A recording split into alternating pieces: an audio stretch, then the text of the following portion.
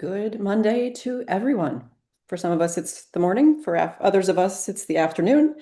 And a fair warning that technology is having a Monday. So headphones don't work, internet connections are unstable. Here we are. Um, Thanks everyone for joining us. I am particularly grateful for my friends who are friends who joined us this morning, this afternoon, however you are, wherever you are. Panelists are definitely unstable. As Jen is saying in the chat that you all can't see, so I shouldn't have said that. But anyways, here we are. I'm going to turn it to our panelists to quickly introduce themselves. We're here this morning, to talk about, in particular, the executive order that the administration issued last week, looking at innovation and security, which we all read as cybersecurity, but and if you've read the EO, which is about 4 pages, you will also see the word in there a few times. So that's why we're here. If you were supposed to be on a different plane going somewhere else, this is your time to get off. Otherwise, I'm excited for the conversation and very grateful for our friends for joining us. So I will go in alphabetical order to give you all a fair warning, and let's see if I can. I think that Jason puts you first. All right. Good morning. I'm Jason Kikta. I'm an adjunct senior technical advisor here at IST. Jennifer, Jen, who you hate. Oh yeah, I'm going to contradict Jason and say good afternoon, since Oh, I'm dialing in from the UK. I'm Jen Ellis. I am an adjunct, I think, policy advisor for IST. Adjunct something. Oh, it's me now. Hi, so I'm Katie Noble. I am Director of Product Security, Incident Response, and Bug Bounty at Intel Corp. And I also am a CVE board member, longstanding CVE board member. So I am the one not associated with IST. Oh, I'm also a CV board member, but not a long-standing one. yes. Just a little baby one, little baby one. Great. Well, thank you three for joining us, and of course to the IST teammates behind the webinar who helped us pull this together very quickly. So this is going to be a very casual conversation, but hopefully, as you might all expect at this point, if you know the folks on this webinar, quite informative. Will be some bad jokes along the way, so prepare yourselves and buckle up. We thought we would take the webinar in 3 parts. So kind of where we were, if you can roll your clock back to uh, definitely pre-Mythos, then a conversation about where we are now. So in this kind of post-Mythos, post-AI executive order moment, and then there are lots of opinions on this webinar about where we actually need to go, which is not where we think we are right now, but I will save that for the latter portion. Jen is inviting folks to send questions in, although we have a few questions already from the invitation that went out in the announcement for the webinar. So without further ado, Jen and Katie, you've both mentioned that you've been involved in vulnerability management, whether in an official role, Jen, for a wee bit of time, or Katie for a long period of time. And of course, Jason has as well. So we'll come to Jason, not to leave him out. But I thought, Jen and Katie, we might try to kind of, again, roll the clock back to the pre-ChatGPT moments and think about kind of how we were managing the vulnerability discovery and management process. And maybe then we'll kind of turn to the CVE part of it, but You want to CVE go? governance You piece. start us. You start us off. You want me to do it? Okay. Mm. All right. So I don't know how far back we want to go, but basically, so we like to do this thing called coordinated vulnerability disclosure. That's the chosen method by most industry through most PSERTs, product security incident response teams. There's well-documented frameworks and standards on these things, and so it is kind of the tried and true method. And so the idea of coordinated vulnerability disclosure is essentially a finder finds a bug, reports it to a vendor or the person responsible for fixing it. And in that meantime, there is the coordinated part, which is the embargo period, which allows us to minimize adversary risk by making sure that really only the finder and the person responsible for fixing know about the issue, so that when the issue is disclosed publicly to all the users, the adversary didn't kind of have a heads up about it. So that's coordinated vulnerability disclosure. That's kind of the tried and true method. Unfortunately, the current post-frontier model world that we're living in right now is really throwing a wrench into coordinated vulnerability scale and timing is really kind of hitting hitting against that really hard, which I'm sure we'll talk about more as we get through. But that's sort of the basis for vulnerability management. Almost all vulnerability management organizations kind of rely on this sort of coordinated vulnerability disclosure method. Finder reports things, whether that's internal or external. And then product security fixes the issues, and then we disclose. That's the kind of best way of managing it, or the industry accepted way of managing vulnerabilities. It's also how governments often do it.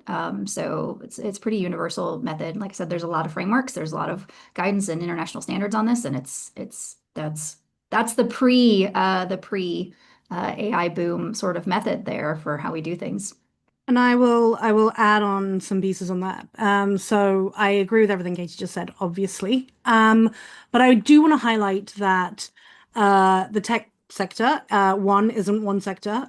It is a lot of different sectors.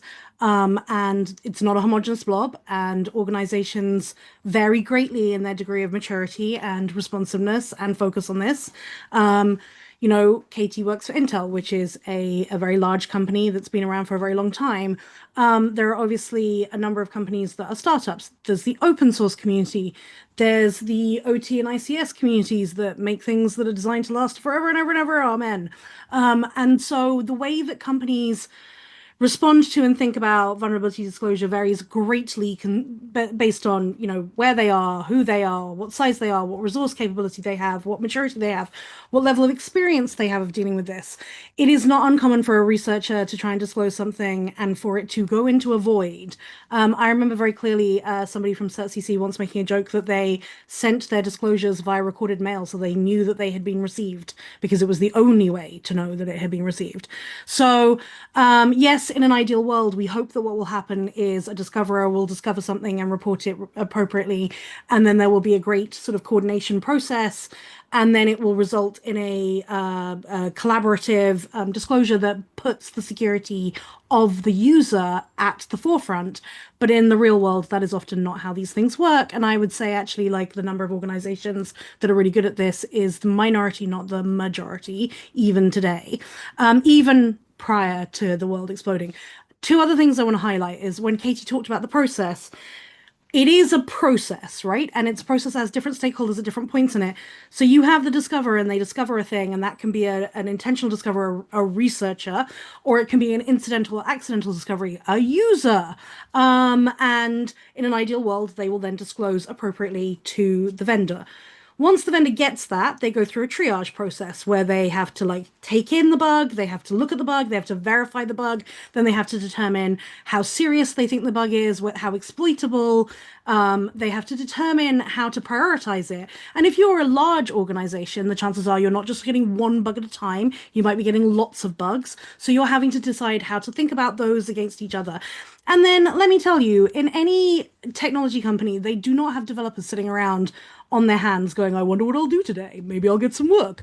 The developers are busy, and they're probably on deadline that they're behind on. So they're, like, scrambling to try and, like, make sure that they can deliver the next cool thing, the next cool iteration, the next great reliability assessment, whatever it is, to their customers. So the minute that you have a bug that you have verified, you now have to take resources away from doing that work, and you have to pull them off to say, oh, I want you to fix this thing that you already think you did.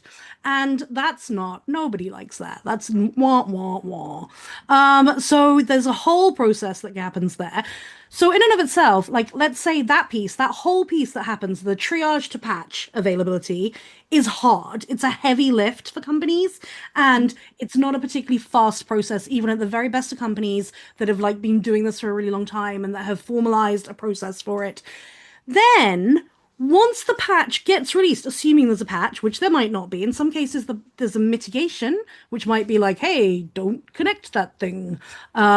It might not be a patch, right? Like, I've worked on ones in the past where they weren't patchable. Instead, it was just like, don't connect it to the internet, or don't use the thing that communicates with it. Take the thing away. Do not push the red button. Don't push it. Right, exactly. Assuming a patch gets deployed, the next part of the process is that organizations have to deploy that patch. They have to adopt that patch. And let me be clear, in a pre-AI world, we are really bad at that. Yeah. It is not going well. I mean, CISA created the KEV, the Known Exploited Vulnerabilities Catalog, specifically because it wasn't going well. Companies were absolutely overwhelmed with the vulnerability reports they would get when they ran a scan, and they were overwhelmed with knowing what to focus on, and it was really hard to prioritize. It's really hard to have your technology be unavailable for a bit. It's really scary for users to have that happen. And environments where the technology is hypercritical, oh, I don't know, hospitals where it's keeping people alive, it's so much worse. The idea of turning something off or of something going black and falling over. And so we are really bad at patching. We have been bad at patching for a long time. And this is relevant to the post AI world. So at that point, I will draw a line. Well, I'll also Okay, add Jason. that Oh, Jen and I know each other because things went wrong. Oh, yeah. Yeah, with very critical infrastructure, and that's how we met. Katie, And Katie had to help so me. yeah, I mean, Yeah. you helped yourself. I just facilitated the help. But this is even in the best of times, it's very complicated and there's a lot of moving pieces and understanding risk and priority and who's responsible for assigning that risk and who's responsible for implementing that priority is tricky at the best of times. And now things are happening faster and at a much higher volumes. So yes, I don't mean to oversimplify. Thank you, Jen, for clarifying some of the hiccups along the way. Jason, as one of the people responsible for helping the DoD not fall over, among other things. Trying. Yeah. So I was at Cyber Command for 7 years, working at Cyber National Mission Force, doing the counter cyber mission, right? Countering state APTs, countering ransomware actors that pose a threat to critical infrastructure, and doing both offense and defensive work, which really allowed me to see how it all tied together. And the the thing that strikes me about this entire discussion is that discovery was never the bottleneck. It never was. Fixing its scale was, just like Katie was just saying, and so AI didn't create that gap. It widened it. And I think that looking at the EO, it's very focused on you know focusing on discovery, right? And so, like, going back again on the CVE thing, NIST uh, has been running the National Vulnerability Database and doing its own enrichment of CVEs for years now, and it lapsed last year. The funding lapsed. Then they brought in contractors. Then they tried, and there was an IG report that just came out. And CISA pulled funding back because they said it's operational. Frankly, I agree with CISA. It is operational. It's been outside of NIST's wheelhouse for years. They're a standards organization. They had it before CISA existed, and that funding line got allocated to CISA to give to NIST. But NIST should have gotten out of that business. Let CISA handle it.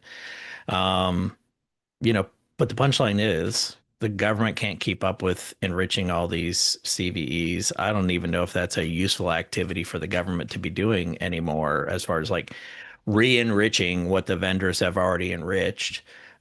Is that truly useful work? I think no. But but you know, I think it just leads to my skepticism of, like, I don't know, the answer is more clearinghouses and more information and, more focus on discovery, because it's never been the thing that's held us up. It's never been the actual challenge. All right, so everyone's chomping at the bit to jump into this EO. However, before we do that, I do want to take another minute. I think most of the folks probably watching this are familiar with this topic, so they don't need an understanding of what CVE is versus CVD versus KEV. But these three things, among other things, have to interoperate in order for us to be in a more secure position than we could be without them. So I wanted to just spend a minute, Katie. Whether you liked it or not, you got quoted a lot for what you said at RSA. So if you just wanted to unpack that for a minute about, I think, just to drill down, or Jason or whomever, Jen as well, on kind of, Jason, you began to talk about kind of the funding lapses and kind of where we have the infrastructure that helps us, and I don't mean critical infrastructure, but I mean technical infrastructure and architecture that helps us manage this, what we know to be a large number of vulnerabilities, which is growing exponentially, and we anticipate will continue to grow. But how we have in the past kind of managed to try and keep track of this, whether or not we can actually do something about it being a second issue. So I can kind of give a little bit of that. So in a previous life, I worked for CISA, and I was the government sponsor of the CVE program, the NVD program, Carnegie Mellon CERT CC program, and ICS CERT vulnerability management section. So so pretty familiar with that as of 2019 is when I left. So things have changed, things have stayed the same. So the CVE program originally was created in 1999 to manage the problem of we can or can't all talk about the same thing. So it exists, if you have to think about it, these things in a nutshell, I would say CVE is the dictionary, right? It identifies and catalogs the thing, right? NVD is the encyclopedia. It gives you more information about the thing so that we can all be talking on the same thing. And then KEV is additional more information about whether it's been exploited or not, to help the user establish their own risk, right? Whether it needs to be fixed immediately or whether it can be prioritized in a more standard kind of static way. So those are those three programs in a nutshell. So the funding originally wasn't from CISA.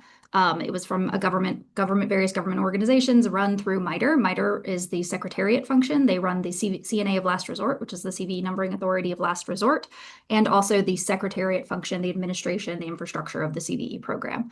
The CVE program is comprised majority of CNA resources, so CVE numbering authorities. So that's like Microsoft, Intel, Dell, all these big companies. There's over 400 of them now. That they spend their time and effort and resources, often through their PCERT teams, to assign records to the CVE list, right? So that's the majority of the work that actually happens in the CVE program happens outside of MITRE and outside of the government realm. It happens community-based. So CVE is a very, very community-based program. CNAs participate because it is this kind of de facto standard, international standard.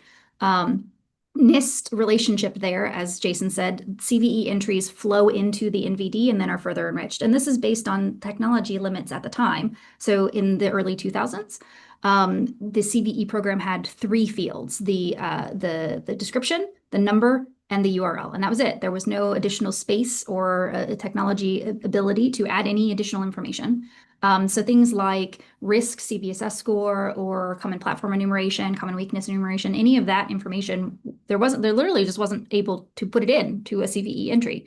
And so that is kind of how the NVD came about. The US government needed a way to be able to have enriched information about vulnerabilities so that they could, for their own purposes, within the federal space, be able to prioritize and have enriched information about what the US government should do. And then it just kind of became a national standard. But as Jason said, funding for that has been reallocated.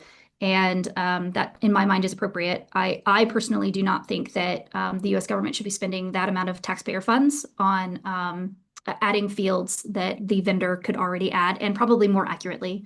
I love NIST, I love the NVD people. I think they've done a fantastic job, but the scale on that was very noticeable in 2015, when we federalized the CVE program and allowed the CNAs to be able to add directly to the CVE list. It was noticeable then that the scale was not something that could be maintained. And it has just exacerbated since then. So having, 9, 10, 20 analysts sitting at NIST enriching these records, they're doing the very best they can, and rolling on as long as they can. But especially in the ICS world, a lot of those analysts come from an IT background. And so often when we think about vulnerabilities and we're looking at this information, trying to provide additional information, understanding risk and CVSS, it becomes very difficult for a person with a very heavy IT background to analyze an OT vulnerability and provide an accurate score. So there was often a conflict, very heavily, you could see it very clearly between in the OT space. And so to me, it is appropriate to allow the vendor and encourage the vendor to supply that information in the beginning when the record is created. And these things, if we're going to say that we don't trust a vendor to provide an accurate score, that's fair. But I will tell you that these things often just kind of enforce themselves. As soon as there is a identified object, it is called out so quickly. So quickly do Yeah. people call it out and say, no, no, no, no, no, no, that should not be. So these things often, resolve themselves. And I think that allowing the community to have that kind of influence is the right direction. Yeah, I agree with both of what you said. Like I have never understood why NIST and CISA didn't just work together to go, okay, time to mature the CVE program, and let's like determine what data should be included in a CVE record and require a bunch of like drop downs basically, and also an option for people to put in NA if they have to. But like then you just I mean, wasn't the whole point about kind of democratizing the process? And that's why there was a federated model so that it could scale. We've gone through this growth period. But I think we might be spending too long on this piece, and maybe we should move on to talking about Yes. AI before all the people that are on the line who joined for an AI webinar Yes. are like, what the? Thank you. Yes, I was actually typing in the chat. Okay, let's go. Because we have Yes, all, for a anyways. long time. We all have views. Yes. Yes. So, right, we covered kind of where we were, and I think among other things, you've heard Katie and others explain how there was already a lot to do to manage this space, whether you are, well, we already covered that. So let's kind of flip to Glasswing comes along, which is, we'll get into kind of what that is and how we won't get into kind of the reasons why Anthropic decided as they were ready to launch Mythos that they would give this preview, but this type of preview process is obviously carried forward to a certain extent in the executive order. So everyone had their hair on fire. Was that 7 weeks ago? Whatever. No, more than that. I lost track of time since RSA. It feels like Hasn't it's still grown March. back yet. So let's just say that, they announced Mythos and Project Glasswing. How are you all feeling about this? I will use proper language and not curse words, or are you freaking out, or are you like, well, we all kind of predicted this for a number of years now. It just finally has come to fruition. I think it was the least terrible option that Anthropic had, to be perfectly honest. Like there is no, I, I have yet to hear of a good way to do this, right? And so with the state of things that being where they are, these are all multinational companies. And so doing Glasswing, and they've been expanding Glasswing. It is expanding. They're adding more folks. But I don't think there was any way to do the initial work without reinforcing, Wendy Nather's cyber poverty line, right? Like I think it's just again we got haves and we got have-nots. And so who gets the first crack at fixing all their stuff? Google, Microsoft, big giant companies, but they're also the backbone of the internet.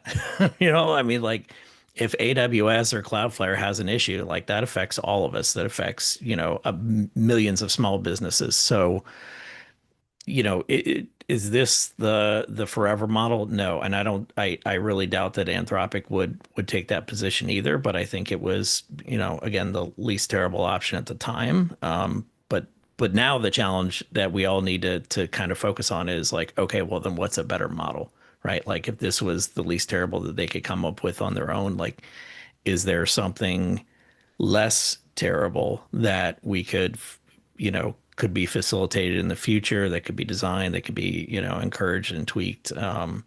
Because, it's just, this is not going to get better, right? Like the trend line is towards worse as far as speed, not just speed of discovery, depth of discovery, sophistication of discovery, and the ability to, right? Like a vulnerability where there's no path to target, I don't care about it, right? Like if there's no path to target, then it's not exploitable, right? Or if there might be a vulnerable, but there's just no good way. Like it's a vulnerability on paper, but it doesn't actually result in anything. But the ability to sort of chain together the not just chain together exploits, but chain together like, okay, I have this and now I can use it this way. this one's a dead end, but this one has a viable path. Like that problem is just going to compound as models get more advanced. And, we're still no closer to the fixed problem. It's so boring when panelists agree with each other, and I really want to disagree with everything Jason just said. But unfortunately, I completely agree with everything he said. I think Anthropic went about it the best way they could, but I also think that Anthropic is the least interesting aspect of what's going on here. And I heard John Ellison at NCSC in the UK basically made the point that Anthropic is like version 0.0, right? Like we are at the baseline. Everything from here gets more advanced. And so think of Anthropic as like the very, very point of the spear. And people are like, oh, well, the sky hasn't fallen yet. No, because the spear hasn't landed yet. And like, it's the rest of the spear that we need to be worried about. Even then, the sky won't fall, but it's just going to get really, really, really hard for a lot of organizations. And we're going to have a bad period for a long time before it gets better, I think. But yeah, I think Jason is exactly right. Like, to me, the piece that I find most interesting and that I've become incredibly boring about because I don't have answers around it, and so I keep asking people the same question, is the chaining. Machine speed, AI complexity level chaining is fascinating. It is something we are completely unprepared to deal with as defenders. We have no official view of how it changes how we think about vulnerabilities. The way that we thought about classification of vulnerabilities before was very much around, like, what harm could they do? And we weren't seeing people chain like really basically like low level vulnerabilities in any useful way. Now we're seeing these like massively long chains that are including very low level things. It's a really hard thing for defenders to basically predict in any useful way. So they can't defend against it super helpfully. And also like we're seeing, AI discovery of vulnerabilities goes much broader than human discovery does. So the things that we looked at as being unimportant and that might have vendors who don't have, sophisticated, mature VDPs in place, vulnerability disclosure programs in place, now they suddenly come to the fore, right? They weren't looked at before because they may not have been big enough to be worth looking at, but now all of a sudden they can become an important part of a chain opportunity. And so I just think like that, it's the lack of predictability is going to be really hard, I think. And the increased breadth of what we're now having to think about is going to be really hard. And again, I'll call to attention, like KEV, the Known Exploited Vulnerabilities Catalog, was specifically developed because in the past, defenders and IT teams couldn't prioritize well to take action on the bugs they were having in their environments. That is only going to get so much worse, right? The scale of what they're dealing with is going to be so much worse that, to be honest with you, and I'm really sorry to say this because I love Kev and and all who sail on her, but Kev is going to die. Kev is going to be overwhelmed and is going to die. And that we don't have a plan for how to help people think about prioritization because the ways that we thought about prioritization yesterday are not going to be the ways we think about it tomorrow with the new level of chaining and all the things we just talked about. Yeah, I'll double down even and make it even worse. Or at least make it worse from my perspective. I'm usually the sunshine and rosy people person too, so I apologize if I'm like all my public speaking events lately have been doom and gloom, referencing my RSA talk that was heavily quoted. So I think the entire way we do vulnerability management is it's already dead. It probably died 2 years ago, and we just didn't realize it yet. We were bitten by the snake 3 years ago, and we just haven't stopped yet.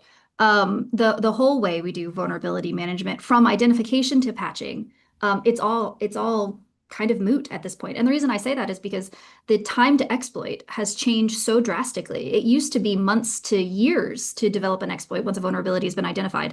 And now it is days to minutes to hours. And when you look at the asymmetry on that, the problem becomes that we'll go back to CVE just because it's easy for us to understand. But the bottleneck on CVE is the application and entry into the CVE record database, right? So an attacker does not need a CVE in order to exploit you.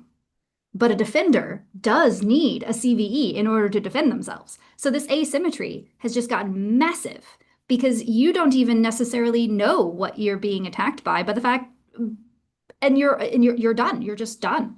So I think that the entire way that we do vulnerability management is obsolete.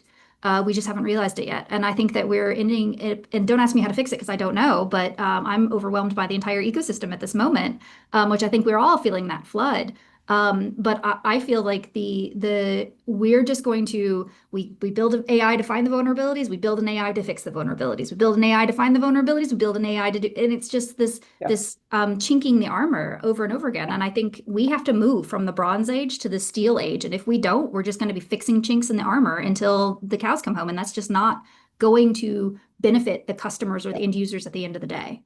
So we are entering this, bringing this, I don't want to call it baggage, but dead program-ish, dead approach, maybe we'll call it, or very, very decayed approach into this era. And the executive order has, I'll turn here now kind of abruptly into that phase, right? I think none of us were really surprised by Mythos. I think we've covered that piece of it by kind of what we were surprised. Maybe we were surprised by people's sort of overreaction. Some of us, I think, might think to what everyone expected who's been paying attention to come forward. So we have the EO. It brings in this three-part framework around upgrading systems, looking at securing frontier models, and then there's this bit about prioritizing criminal enforcement. So I know there was already a question in the chat from one of our journalist friends about sort of who was chosen to lead a particular part of the executive order. But just to unpack the kind of upgrading systems piece, there's this discussion, and I think many of us have been concerned about the decline, the depreciation of human capital in the US government to manage cybersecurity, including the now services that are being expanded or established around AI-enabled defensive tools, and then the facilitation of an access program to frontier AI for, you all have read the EO, and the establishment of a clearinghouse and together with the grant program. So that's section one around upgrading systems.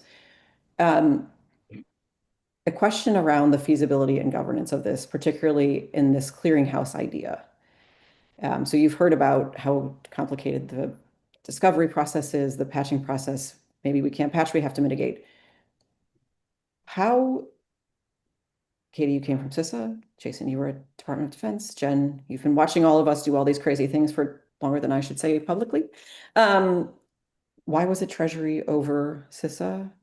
And we've now spent a lot of time. I'm so glad you asked this question because I wanted to ask you guys the same question. Might as well put it in HUD, like we're just picking like spin the wheel, pick a random department. I mean, it's I guess in Treasury it at least might be funded, but it's a perplexing decision. But then what are we funding, right? We're funding coordination, not capacity, right? Like, okay, so you build a better prioritized patch list. Well, again, it's useless if an organization can't deploy the patch or can't deploy it in a timely manner. And when you look at the vast majority of patching, like it's not automation and tools, it's not technical capability, it's governance and awareness and mindset and approach of like, we still have the very same approach and mindset that I grew up with 30 years ago when I got into this industry of like justify why we should apply this patch, right? When it should be like patch everything, patch it again, patch early, patch often, and only when there's a real exception do we not patch. And again, like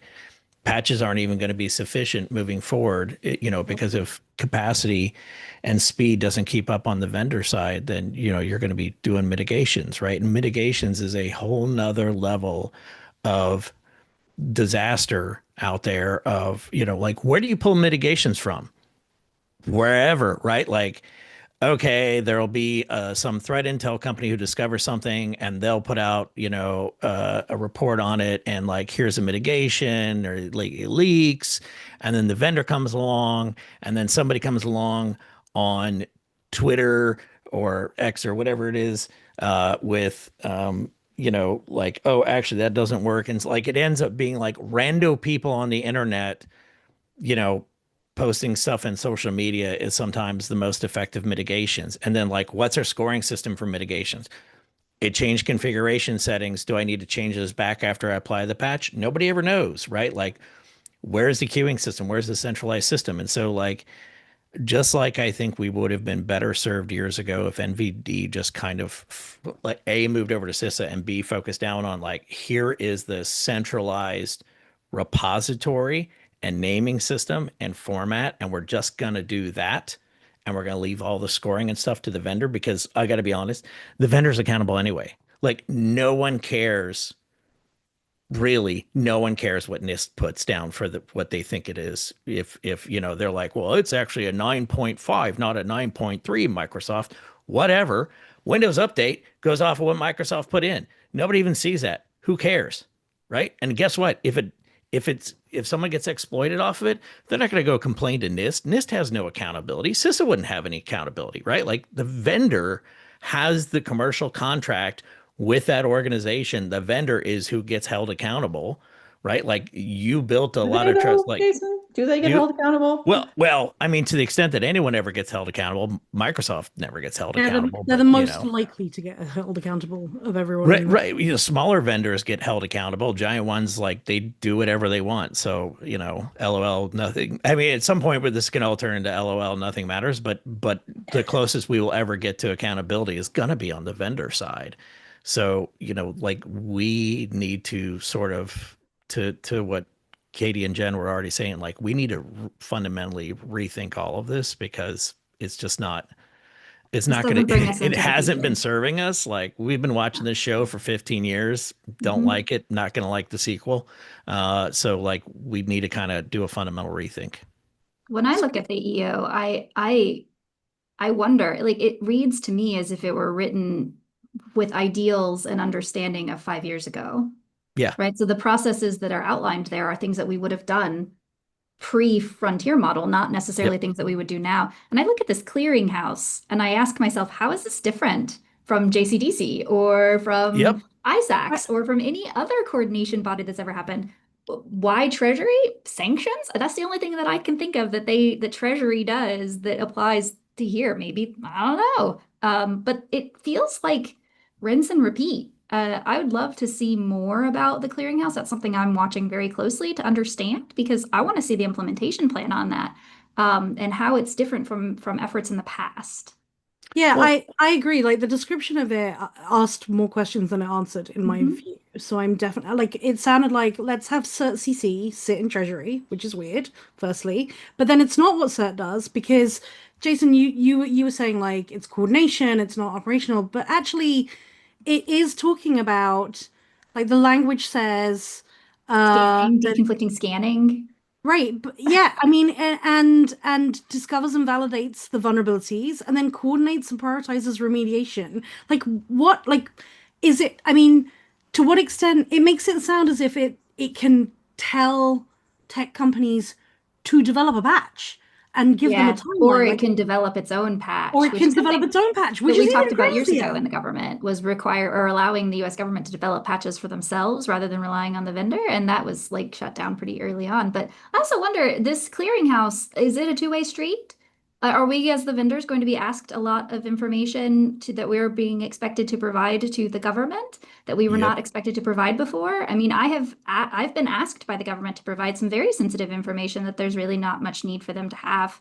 And so I wonder about that. Is it a two-way street? Is this going to be asymmetric? Are we going to get a lot more, the vendors are going to be providing more information to the government than the government's providing to the vendors? The Or how does government this doesn't going to have the work? capability to provide any information to the vendors, right? Like, the government Right. is going to take information in from one vendor and ostensibly share it to other vendors, but they're going to trim stuff out. They're going to add in confusion, lack of like, how many people in the US government have worked in a modern software engineering department? Well, How I mean, many that of does them lead have us. been product managers? How many of Mhm. them have been EMs? How many of them have been TPM? Like, they don't know, like, they don't even understand the fundamentals of how the industry works today, how the sausage is made. They're Yeah. talking about scanning. Scanning what? Right? Like, are you talking? I will bet Megan's next paycheck that they're talking about public facing infrastructure like Yeah. network scanning.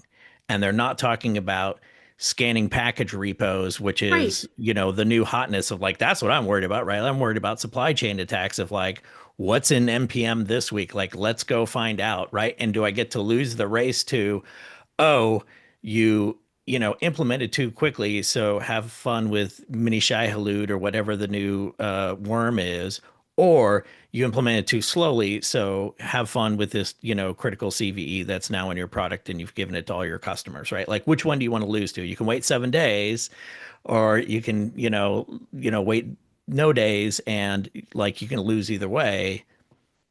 But I What's the will, I government going will to do about that? Like, I don't think they even understand the problem. but I will argue that brings us to the other section, which is the secure frontier models and having early access to the secure frontier models. So they don't need people to actually understand those things because they're going to have early access to the scanning tools and the ability to do and develop all of this and find all these vulnerabilities early before the rest of us know and have the ability to use any of these tools. So maybe there is a capability there that we don't know about. Well, and then we'll circle back around to like, regardless of whether they're included or not, to what extent they're included, to whatever guardrails are put on there, we'll be right back at the NSA argument around what's Vulnerabilities, the equities. the what? The vulnerabilities, equity. Yeah, it'll be Because it'll that's be what MEP all because that's over what again, I'm looking right? at It'll this be as. the I'm Vault thinking That's this what is equities I'm looking at it process. too. this is Yep, a me too. runway to the US version of what China has, right? This is Yes. how Yep. they It get certainly looks vulnerabilities that way. reported to them. Yeah. Yes, yes. For what purpose do you need early access to these frontier models that are going to allow you to scan my product and then be able to what? Develop an exploit and exploit my customers?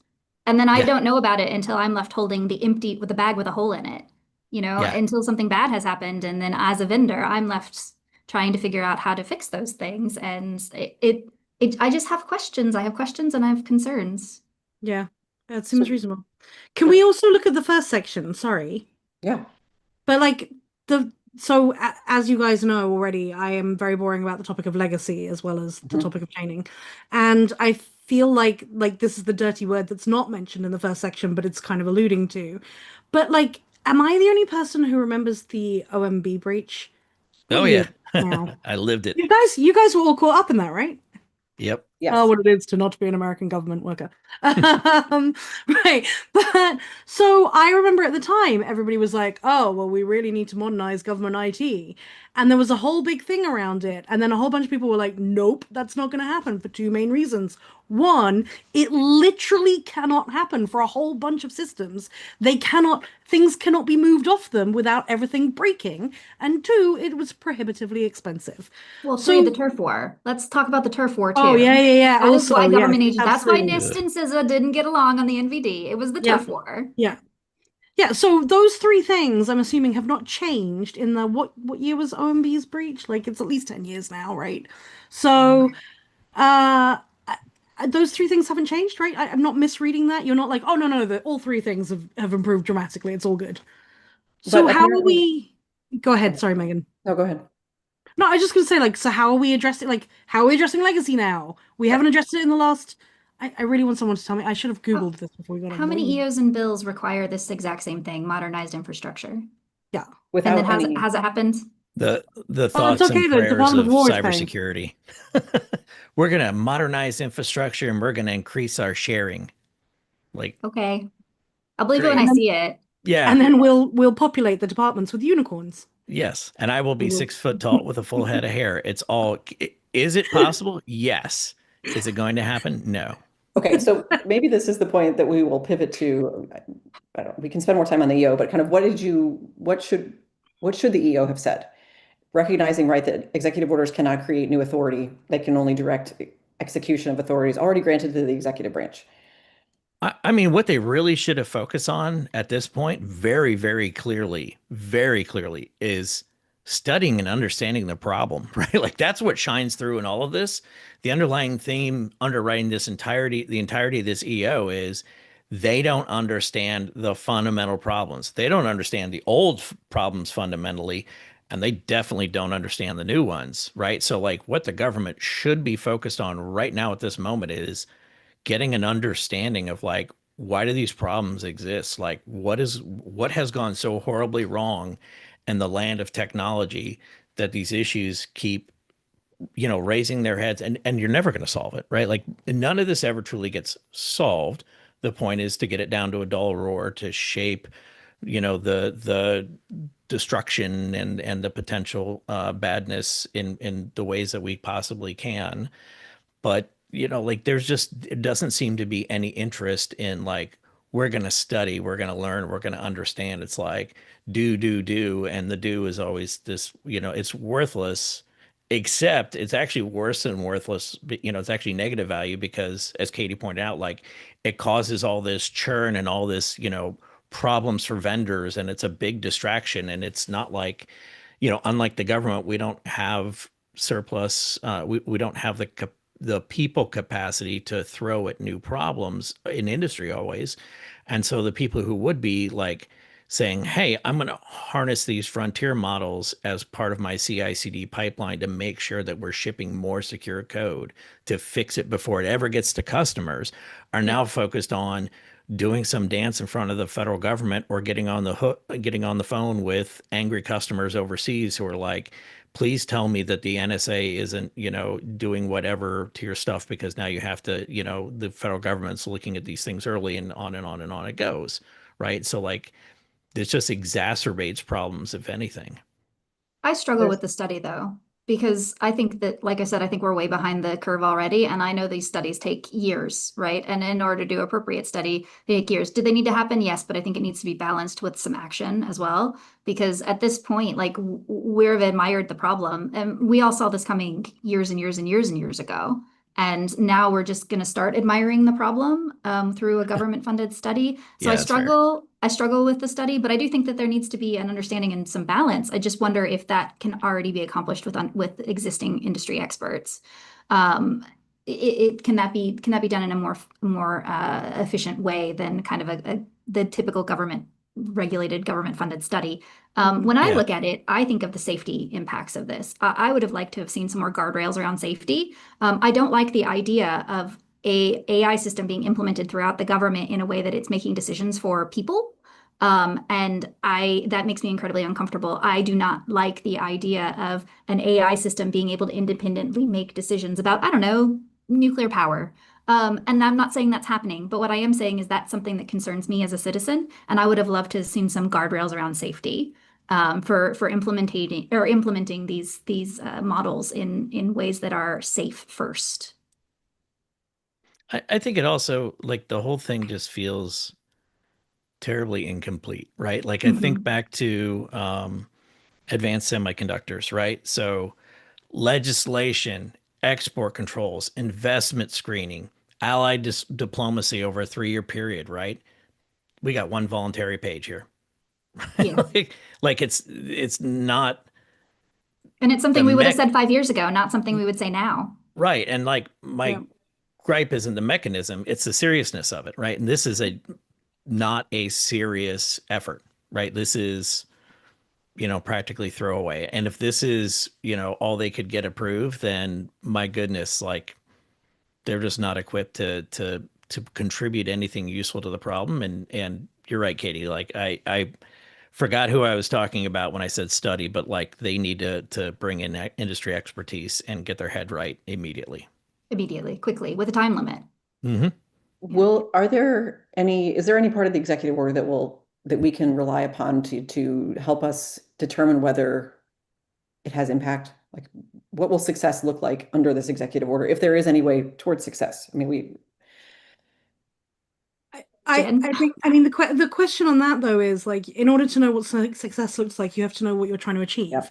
And it's really unclear to me that they're trying to achieve what we think they should be trying to achieve, if that makes sense. So I don't know. I mean, like, if what they're trying to achieve is getting sweet vulnerability access, then I guess the mark of success will be whether they build a lovely stockpile of AI discovered vulnerabilities. It's really hard for me to understand how this is going to help the problems that we talked about at the beginning of this discussion, though, around, the dynamics in terms of vulnerability management in the real world, right? And how it's going to get much harder under AI. So I don't know. I don't know how we think about success. I mean, like, I don't have a good view of what modernizing or hardening the government systems is going to look like and how we're going to check a box on that one. Um, they can get this thing up and running under Treasury. One thing I will note is, to me, it seemed like the timelines that it indicated were very short for anything that a government is going to do. And I can't figure out if that's because they were like, oh, we're behind, or like if they just really have no concept of how long it actually takes to get stuff done. I just don't know, but like 30 days is what they've allocated for most things they've asked for, and that seems very short to me. So I think it's hard for me to imagine that within 30 days, Treasury is going to have a clearinghouse that's actually effective, that's set up. And then even if they do, which they won't, I don't know what it's going to achieve. I really don't. So yeah, I'm sorry, I don't have a good answer for this. Unless I the mean, intent was to grab something that already exists and move it over under the existing plan, and then you don't have to actually build anything. Right. yeah, the only possibility, the only metric that really matters here is that time to remediate drops at the edge, right? Whether that edge be the edge of your network or the edge Right. of your development pipeline. And so Absolutely. if we don't even have a way, we don't even have consistent methodology to measure that Yep. and or to gather that data. So how would we possibly measure that success? And to be clear, I do not get the sense from the CEO that their headspace is actually that as an outcome, right? I think it's a soup sandwich, and it's very unclear what their objectives are. I'll add on really quickly to Jason what you were saying. You said in the very beginning that the identification has never been the problem and the remediation has always been the problem. And that's something that big companies struggle with Yep. significantly. So this idea that you can just put out patches all willy-nilly whenever, whenever there's a patch, so patch comes in, patch goes out. Well, what that does is move the bottleneck from you, the big vendor, onto the OEM who either integrates your product into their product and sells it Mhm. on the market, or to the end user. And there is something called patch fatigue. Yep. Yep. You have a certain point Yep. where system admins are not able to keep up, which is where There's also prioritization comes patch into play. paralysis, Patch right? paralysis, right? So Yeah. so this remediate, quick. Yeah, we understand, but there Yeah. needs to be a balance there because if you're just dropping all of these, you know, uh, mitigations on the next, you're just moving the bottleneck and you're overwhelming them in a way that they're not going to be able to. And a lot of big customers for big companies request a patch Tuesday once a month so they can set their resources to be able Yep. to ingest those things, make sure nobody's on leave, make sure I- they have everything set up, make sure they have downtime, so that they can do this in an organized fashion so that it doesn't cause more disruption. I mean, what happens if the airlines are being dropped, having all of these patches just dropped on them willy-nilly? We're going to have disruptions all over because you can't always predict the outcome of a patch. As CrowdStrike found out. Right. Well, And So from what I'm hearing from vendors that we know who do have mature programs, and I'm not going to say this is just down to Mythos, but like down to AI discovered vulnerability, because like here's the thing that people don't talk about is like other vulnerability discovery systems are available. mhm. Right? People have built their own, people have been playing with this for a long time. But nonetheless, like regardless of which ones you're looking at, a lot of the tech vendors that are mature and do have practice programs at this are absolutely buckling under the weight right now. yeah. They are seeing huge increases in what they're Mhm. getting, and they are predicting that it's only going to continue to rise. Right. And maybe there'll be a cliff at some point where it drops off again because, like, they'll have patched everything. I don't know the answer to that question, but I do know that right now they're suffering. Mhm. And so, in and of itself, the system is already creaking. Like, we are starting to see the cracks emerge, much worse than we have previously. The only thing is, like, we haven't actually had people yelling from the rooftops, like, Mayday, Mayday yet. But it's not far off. We are seeing people really struggle with resources. And we're also seeing reports from companies who have done the thing where they got rid of a bunch of people thinking they were going to have AI do a whole bunch of stuff. And now they've burnt through credits. And now they're understanding just how freaking expensive it is. And we're seeing newspaper reports on this, right? About the fact that all of a sudden they don't have people anymore to take up the slack and they can't afford to use AI to do it. And the AI just stops. Like you don't feed it the slots, you don't feed the slot, it stops. You don't have a human kind of, gracefully handing things off and making sure that things get wrapped up. So I think like we are going to see a lot more cracks emerging. Yeah, I mean, I could So, give you a little bit of information on some of the numbers if it's helpful. I mean, so for a lot of big companies, like you see, so for Intel, for instance, we get about 500 submissions in a typical year. External reports come in to us, and of those, about 100 of them are valid. So we push out about 100 CVEs. We're a big semiconductor manufacturer, so we're a little bit different than say a SaaS service. So January 1st to April 1st of last year, 2025, we had about 80 submissions, which is on par for our 500. This year, from January 1st to April 1st, we had 438 submissions, which is a very large increase. And these are just from external reporters. Now, external reporters also, we talk about the Mythos and the Opus and the rest of them, external reporters also have their own homegrown systems and models. Yeah. And so those things are also being developed. So you see this mass input from just external security researchers, and then you have the internal also running these scans, pushing out. Now the problem becomes for a lot of big companies is the validity rate varies significantly from company to company to technology to technology. So some companies are having very high validity rates with these scanning tools and these frontier models, and some companies are having very low validity rates. And the problem is you don't get to choose whether it's going to be valid or not until you're probably about 60% into the triage mitigation process. Then you see, oh, it's exploitable or it's not exploitable, or this is theoretical or this is not theoretical. And that's already sunk cost in all of those resources that you no longer have because, as Jen said, restructuring has happened across the industry. so 30-second lightning round because we have to draw ourselves to a close, I think. Does the EO move the needle at all? I think I know the answer to that, but what should folks be doing differently, if anything, because of the EO, or what advice do you have for anybody at the moment? You want me Very to go? broad. Okay. I think the EO possibly moves a needle, but I don't think it's the needle we wanted moved. And in fact, I think we should be very wary of the needle they're trying to move. It's very unclear to me that good things are going to come from that. And I fear that the opposite is quite possibly very true. What should people be doing? I mean, I hate to say it, but buckle up, right? Like, I don't. I don't think there is a really good thing we can tell people right now, except I would say make sure you're really, really aware of what you have in your environment. I would look at what legacy you have and I would start thinking about plans for trying to get off legacy as quickly as possible. It is going to cost you a lot more in the long run to keep it than not to keep it. And I know that's an easy thing for me to say and a very hard thing for people to put into practice. But I don't know what else to tell people. It is going to get very bumpy very quickly. I could go next. So for me, when I look at the CEO, similar to what Jen has said, this is a rinse and repeat. The things that it's asked for here are things that the government has been asking for and wanting for a very long time, and I think it just managed to get shoved in by rearranging it to calling it calling it AI. And so you throw AI on front top of it, and now suddenly it's a new thing, and I don't think that it is. I think a lot of these things are the same things that the government has been asking for a long time. I think the government benefits much more than the community does, and so that's problematic to me. As far as advice that I would tell people, I would say make sure your house is in order and start seriously looking at your development practices. Because I just don't think that this whack-a-mole game of build an AI to fix a thing, build an AI to find a thing is gonna be long term. So I would say start seriously looking at long term because you're gonna have to change the way the product is developed at a fundamental level, not keep trying to play this whack-a-mole game. So that's my advice. Uh, Last word, I won't, Jason.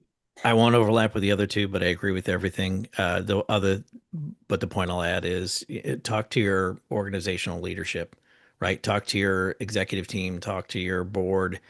This is, for your internally, like you need to start thinking about this as a governance issue, and you need to think about how you can, again, change your internal policies, change your internal practices.